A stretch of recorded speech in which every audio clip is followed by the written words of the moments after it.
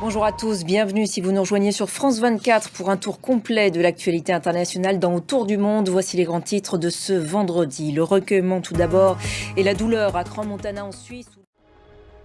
Et on part tout de suite en Suisse où je vous le disais, très vive émotion toujours à Crans-Montana dans le canton du Valais où l'enquête et l'identification des victimes de l'incendie de jeudi dans un bar de la station de ski se poursuivent.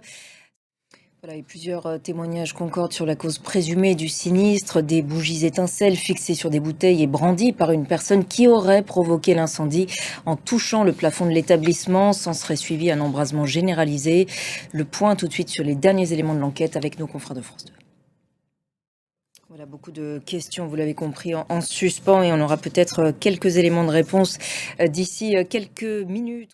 À la une également de l'actualité de ce vendredi, la réponse des autorités iraniennes après que Donald Trump menace d'intervenir en Iran pour porter secours aux manifestants qui battent le pavé. Toute intervention serait une ligne rouge, prévient un conseiller du guide suprême iranien Ali Khamenei.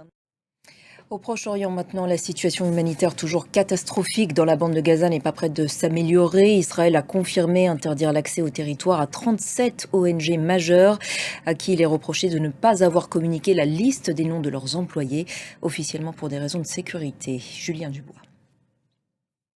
En Ukraine maintenant, Volodymyr Zelensky nomme Kirilo Boudanov, anciennement chef du renseignement militaire, nouveau directeur de cabinet de la présidence, un poste laissé vacant par Andriy Yermak, contraint à la démission fin novembre dans le cadre d'une enquête sur un scandale de corruption.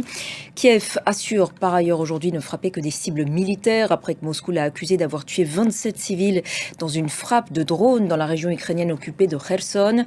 Et pendant ce temps, les frappes russes, elles, se poursuivent dans plusieurs localités ukrainiennes. Axel Sim.